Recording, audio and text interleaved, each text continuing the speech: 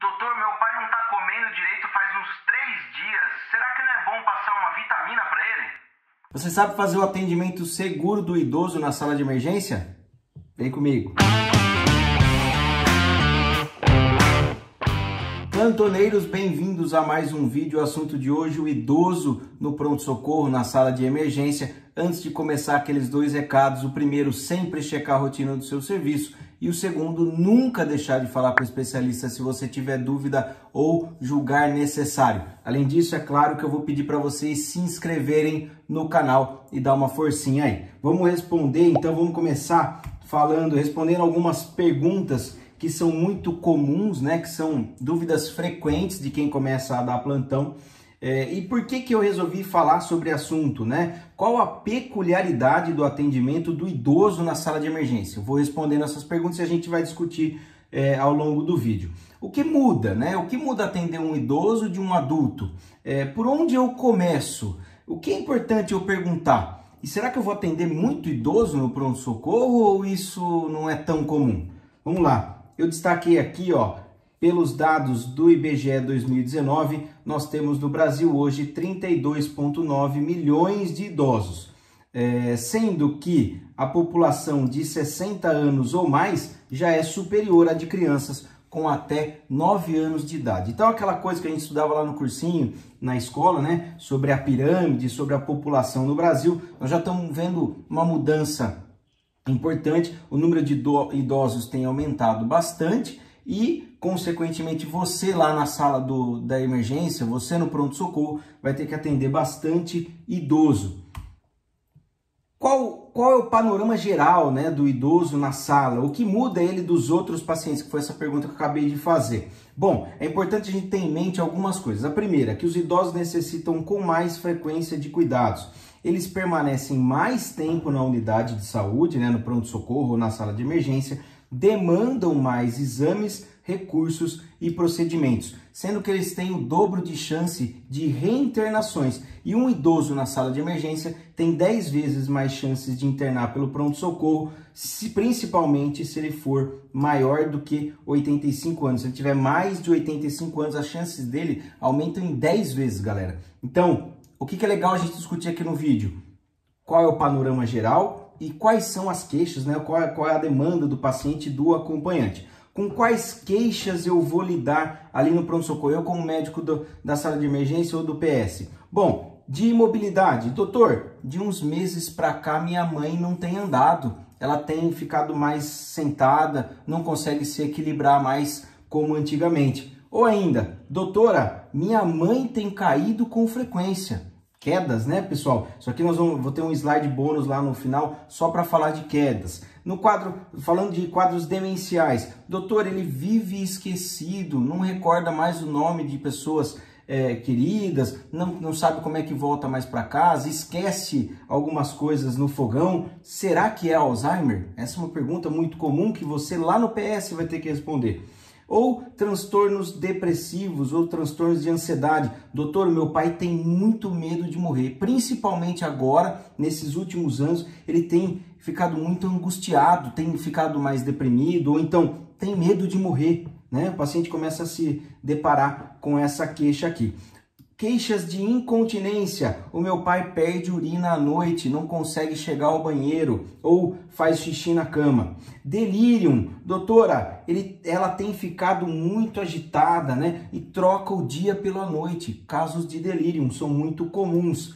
Ou ainda, essa aqui é clássica, falta de apetite e astenia. Doutora, será que não tem como passar uma vitamina? Nós trouxemos aqui porque ela não tem sentindo muita fome nesses últimos dias.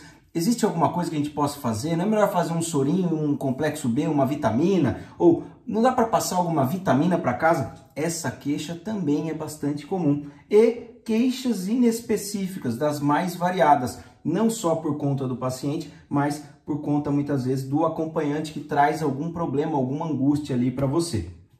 E por onde eu começo? Idoso na sala de emergência. Obviamente ele está na sala de emergência. E aí você pode escolher, né? Vamos discutir, posso fazer a avaliação geriátrica ampla, né? O AGA, que é da Sociedade Brasileira de Geriatria, preconiza e nos livros de emergência também, as escalas geriátricas das mais variadas possíveis, a avaliação, breve de limitação médica, psicossocial, funcional do idoso, fragilidade, medicações. Mas pensa só, o idoso está lá na sala de emergência, você recebeu esse paciente, né? O que você tem que pensar? Primeiro, esse paciente da sala de emergência, eu vou estabilizar, né? Monitorizar oxigênio, acesso venoso e estabilização, IE de exames, mas você pensa nesse ciclo. Para descobrir o que esse paciente tem, muitas vezes você vai levar algum tempo. E aí você tem que entrar neste ciclo aqui, ó. Pense, metabólico, neurológico, infeccioso. Metabólico, neurológico, infeccioso. E eu vou descartando, né? Bom, se eu já descartei a causa metabólica, vamos partir para uma neurológica. Será que o problema dele é neurológico? Ah, não, descartei, agora eu vou ver, então, fazer o rastreio infeccioso. Não, não é infeccioso, vamos ver se... E assim você vai fazendo esse ciclo até você conseguir manejar e descobrir o que aquele idoso tem ali no caso. Vamos estabilizar primeiro, obviamente. E atenção, galera, o idoso ele pode deteriorar mais rápido, então por isso que nós estamos tendo essa discussão aqui no canal, falando de pronto-socorro, né? Verifique com o acompanhante se houve mudança do padrão e do estado geral do paciente. Muitas vezes a queixa vai ser essa, ó, de uns 2 dias para cá, não tem se alimentado direito, tá ficando mais deitado ou deitada, mais quietinho, né? E se possível, questione o paciente sobre as doenças de base, medicações e mudanças dos padrões. Primeiro, se o paciente... Geralmente o paciente idoso, ele é o que a gente chama de polifarmácia, né? Cheque se houve uma mudança das medicações, se de repente está sem tomar alguma das medicações que ele faz uso contínuo. Quais são as doenças que o acompanham, né? E as mudanças de padrão. De repente o paciente passou a ficar mais quieto, mais prostrado, bebendo menos água, não se alimentando. Isso tudo é importante a gente saber. E atenção para um outro fator muito importante. Nem sempre a febre, principalmente no idoso, nem sempre a febre, mas se há febre, 90% de chances de existir uma infecção. E aí é o que eu brinco, né? Costumo chamar de a síndrome do balde vazio. Isso aqui também é muito interessante no idoso. Primeiro, nós estamos questionando, né, se há febre aqui. Se houver febre, você tem que chamar a atenção ainda mais para um caso de infecção. E o idoso também tem esta, entre aspas, síndrome do balde vazio. Muitas vezes o idoso está desidratado, o paciente que é de casa de repouso, ou mesmo que não é institucionalizado, mas ele está muitas vezes desidratado. E o simples fato de você hidratar adequadamente o paciente faz com que ele, entre aspas, ressurja das cinzas, né? Muitas vezes o paciente dá uma resposta muito boa com um simples sorinho, entre aspas. Soro é medicação, galera. Isso é importante vocês saberem. E aí, o que eu quero trazer de discussão falando do idoso lá na sala de emergência? O que é importante? Bom, todo paciente que está na sala de emergência merece eletro, destro e o MOV, monitorizar oxigênio, acessos venosos de qualidade e de estabilizar e de solicitar exames. Vamos, obviamente, né, evidentemente, verificar se há uma estabilidade hemodinâmica. Se tiver instável, nós vamos fazer medidas de estabilização e, geralmente, os exames que a gente colhe ali na sala de emergência. Cheque a rotina do seu serviço, é o que eu sempre falo. Um hemograma completo, fazer um rastreio infeccioso, né, galera? Um hemograma completo, uma urina 1. Vamos, evidentemente, pensar na parte metabólica. Então, eletrólitos e gasometria arterial, função renal e hepática e raio-x de tórax. Assim, nós vamos entrar naquele raciocínio metabólico, neurológico, infeccioso. E você vai fazendo o rastreio do paciente. E a funcionalidade? Ah, mas qual o grau de funcionalidade? Quais as escalas? Galera, pode escolher a escala que você quiser. Ali, para mim, agora, na discussão, não é importante a gente ficar escalonando isso, né? É óbvio que quando você for passar o caso, for solicitar a internação do paciente, é importante você utilizar essas escalas. Mas para a nossa discussão aqui, é o que nós temos de demanda ali no pronto-socorro, a prática. E aí acabou. É isso, galera. Mas já acabou? Não, agora nós vamos começar a refinar. Então, eu trouxe para vocês quais são as dúvidas mais frequentes, as demandas mais frequentes, sejam do paciente ou dos acompanhantes, né? Como é que a gente faz o primeiro atendimento? Então, pensa nessa tríade, vamos dizer tríade não, mas nesse ciclo que eu falei com vocês do metabólico, neurológico, infeccioso, vamos fazer o rastreio e estabilizar. E agora nós vamos começar a refinar. Eu vou trazer um pouquinho da discussão da importância do idoso, né, no pronto-socorro. Lembra que você, como médico, faz parte do seu plantão, isso faz parte do seu plantão, lidar com problemas, solucionar problemas. E a transição do cuidado é um, entre aspas, problema que você vai se deparar o tempo todo. Então, muitas vezes, quem aqui, deixa aí nos comentários, quem aqui já não se deparou com um acompanhante que já chega, entre aspas, tá, galera, de mala e cuia. O acompanhante já traz as roupas, os medicamentos, porque ele tem certeza que aquele paciente será internado. Muitas vezes, existe como é que a gente pode falar? Uma transferência da responsabilidade. Às vezes tem uma questão social envolvida, a família não está conseguindo lidar com essas questões novas, ou com o idoso que requer mais cuidado. Então, tudo isso é importante, faz parte do seu plantão resolver isso. E aí, o que eu estou querendo dizer com transição do cuidado? Eu tenho que pensar, este aqui é um paciente que eu vou internar ou dar alta?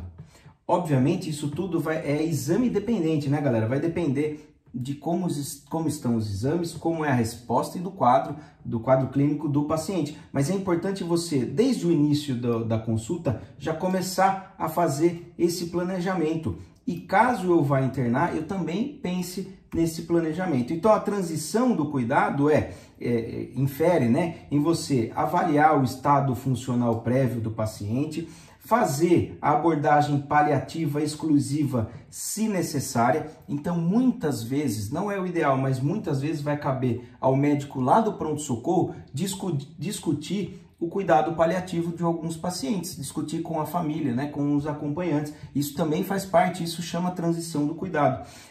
Entender, quando possível, a ciência da vontade do paciente, ou se há o documento de diretiva antecipada de vontade. Então, muitas vezes você está naquele afã, né?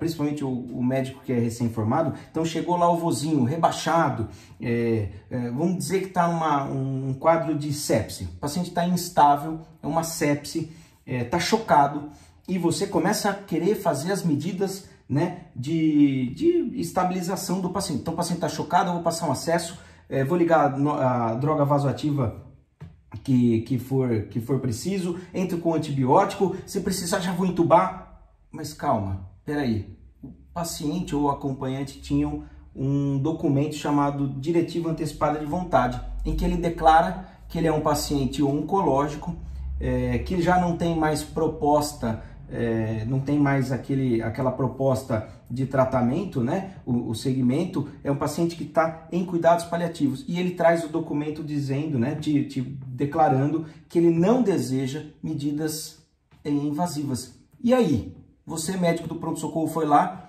e já naquele afã já fez um monte de medida, mas que tinha um documento que dizia o contrário. Então, tudo isso é importante. Muitas vezes vai caber a você discutir a abordagem paliativa, muitas vezes você tem que entender qual é a vontade do paciente. Se existe esse documento, você deve respeitá-lo, né? É fundamental isso. E discutir e orientar, né, os parentes, os acompanhantes ou representantes legais do paciente. Isso é fundamental. Esse é o que mais chama a atenção no atendimento do idoso. Muitas vezes a parte médica, a parte técnica é fácil, galera. Vamos supor, chegou esse paciente que é um quadro de sepse, a parte técnica você sabe, mas e o resto? E o refinamento? E lidar com a família, conversar com o paciente ou com o acompanhante? Tudo isso é importante. Estou tentando trazer isso de uma forma prática, né, para vocês. E programar a linha de cuidado até a alta do paciente. Muito bem, esse é um paciente que eu fiz um rastreio infeccioso e ele tem condições de alta. Eu vou programar com a família como vão ser as condições de alta, como será o acompanhamento e quando ele deve retornar, se deve retornar. Ou ainda, não, esse é um paciente que eu obrigatoriamente vou internar. Vou internar onde? Vou conversar com a família. Ó, esse é um paciente de UTI ou de enfermaria. Então tudo isso faz parte do seu papel lá no pronto-socorro. Sinto dizer, ou me alegro em dizer que faz parte do nosso trabalho. Isso é importante, tá? E aí, um conceito que eu já falei, já comentei aqui rapidamente, que é importante, a polifarmácia. O paciente idoso geralmente está acompanhado desse, entre aspas, problema. A polifarmácia é quando o paciente faz uso de 4 ou mais medicamentos diários. E por que é importante eu discutir, ou entender, ou saber que existe essa questão da polifarmácia? Porque com o aumento da idade, né, conforme a idade vai avançando, há um aumento do tecido adiposo e menor água total corporal. E isso, por que é importante? Porque altera a meia-vida de medicações que o paciente já utiliza ou já utilizava. Então, é fundamental você ter esse conceito. Quando nós estamos falando de polifarmácia, eu estou considerando de 3 a 4 medicamentos que o idoso da comunidade utiliza, isso é a média, e se o paciente é institucionalizado, esse número de medicações sobe para uma média de 7 a 8 medicamentos. Então, é importante, muitas vezes vai fazer parte do seu papel lá, revisar o regime terapêutico prévio, principalmente se você vai internar o paciente. Em alguns serviços, quando tem hospitalista, o médico da referência ali, ele vai acabar fazendo esse papel. Mas em muitos casos, em alguns serviços aí do país, você vai ser responsável por fazer a internação e muitas vezes a prescrição e o cuidado do paciente. Então é importante você revisar o regime terapêutico prévio. Cuidado com interações medicamentosas, elas são muito comuns. E aí a gente pode utilizar os critérios de Beers. Eu não vou ficar discutindo, galera, sobre isso. Tá aqui, ó, o link para quem quiser. Eu vou deixar na descrição também um pouquinho de teoria aí, não é nosso foco é a prática. Mas eu deixei aqui os critérios de Beers da Sociedade Americana de Geriatria. Medicamentos que são potencialmente inapropriados na maioria dos idosos, os que normalmente devem ser evitados em certas condições, medicamentos para serem utilizados com cautela, as interações medicamentosas e o ajuste de droga com base na função renal. Vou deixar o link aí para quem quiser ler, eu acho que é interessante. E também uma outra coisa que é de curiosidade, que é interessante, eu deixei aqui esse slide de uma aula da Sociedade Brasileira de Geriatria, que eu achei muito interessante. Então, de um lado aqui está discutindo o paciente idoso, né? Então, multimorbidades, o envelhecimento, vários prescritores, porque muitas vezes esse paciente passa com cardiologista, passa com urologista, passa com endocrinologista, e aí há o evento da polifarmácia. Por isso que é importantíssimo, né, no caso do idoso, ele acompanhar com o geriatra, que vai acompanhar esse paciente como um todo.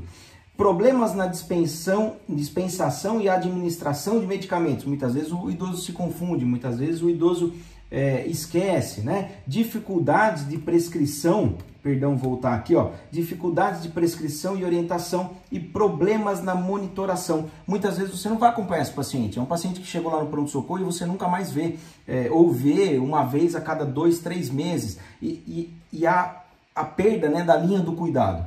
E aí isso aumenta o risco de terapêutica inadequada. Esse é um slide que eu retirei lá da aula da Sociedade Brasileira, quando eles falam de polifarmácia. Então, as interações, as reações adversas, a não adesão ao tratamento ou a submedicação. Também vou deixar no link, é interessante para quem quiser um pouquinho de teoria.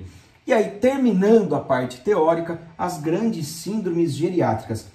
Para que isso me serve no pronto-socorro? Serve para muita coisa, vamos ver por quê. Eu estou falando aqui dos 5 gigantes da geriatria, os 5 Is, né, como dica. Eles são multifatoriais e problemas que são associados.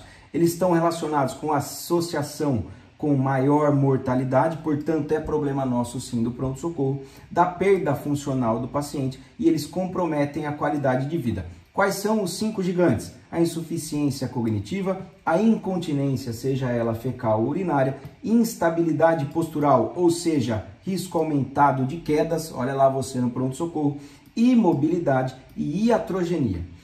Pensa comigo, você vai lidar com essas queixas: fragilidade, delírio, queda, distúrbio do sono, tontura e síncope, úlceras de pressão, incontinência. Então, tem sim a ver com a gente, é importante a gente entender quais são esses 5 gigantes. E a importância de identificar, né, esses 5 gigantes. Por conta de uma maior vulnerabilidade do idoso, menor capacidade que o idoso tem de manter a homeostase, menor reserva funcional, portanto, um pior prognóstico. O idoso tem maior risco de queda, e isso aqui eu garanto que você vai atender idoso com quadro de queda no pronto-socorro, e a maior chance de reinternações. Pensa, chegou idoso lá para você no PS, a chance de você internar esse paciente é grande. Ou a chance de ser uma reinternação é maior ainda. E lembra que eu falei que se o paciente tem acima de 85 anos, ele tem uma chance 10 vezes maior de ser internado. Por isso a importância da gente discutir o idoso na sala de emergência. Se você quer escala, quer trabalhar com escala, eu vou deixar essas duas aqui como referência para quem tiver curiosidade aí pesquisar. Eu vou focar na prática aqui do PS. Bom, falando agora de quedas, eu prometo que já estamos terminando a aula. Quedas, com certeza você vai atender no pronto-socorro. Um idoso com queda é batata. Então, 29% dos idosos, olha o número, apresentam pelo menos uma queda ao ano, sendo que 13% deles são recorrentes. Desses idosos com queda, de 5 a 10%, é muita coisa, galera, tem fraturas ou TCE. Tem uma aula que eu vou discutir TCE, né? Nós temos que escalonar e diferenciar, classificar os tipos de TCE, mas isso aqui é importante a gente saber. Por quê? Lá no pronto-socorro, por que me interessa isso? Bom, a fratura eu vou encaminhar para o ortopedista, tá fácil, né? Nem sempre. E o pacientinho, o idoso, com quadro de TCE? Muitas vezes o paciente chega ao pronto-socorro orientado, lúcido, vou te dar um Glasgow de 15, tá bom? Um Glasgow para um TCE leve. E você faz a avaliação, TCE leve, dependendo do serviço e da referência que você utilizar, você precisa, ou pode, melhor dizendo, radiografar. Muitas vezes o raio-x não vê nada, né? Você viu ali, você não tem fratura, beleza, palpou o paciente, suturou se preciso, mas por que é importante eu entender o idoso com TCE? Por conta disso aqui, ó, hematoma subdural e hematoma subdural crônico. Eu já atendi diversos mesmo, galera, pacientes com hematoma subdural crônico. Então o vozinho foi lá, deu entrada no pronto-socorro num belo dia, Glasgow 15, orientado, o colega atendeu e não tá errado, tá? O colega fez o protocolo bonitinho e 15 dias depois, esse paciente que faz uso de AS, por exemplo, volta ao pronto-socorro com déficit focal. E aí a gente faz a tomografia e descobre um hematoma subdural crônico, né? Vou discutir em outro vídeo o que é um hematoma subdural crônico. É bastante comum, ou subagudo, agudo, nós vamos discutir isso lá no vídeo de traumatismos cranianos e hemorragias. E, por fim, agora sim, o fim da aula, os maus tratos. É interessante a gente entender que até 5% dos idosos sofrem abuso físico, mental, verbal, financeiro ou negligência. E aí, esses dados são alarmantes, eu achei preocupantes, na verdade, quando eu comecei a pesquisar, eu achei, triste, né? 47% dos idosos com demência sofrem ou sofreram maus tratos. Sofreram no passado mesmo, tá? Não é sofrerão aqui. Maior risco em caso de mulheres acima de 80 anos. E 90% das vezes, galera, o agressor é familiar.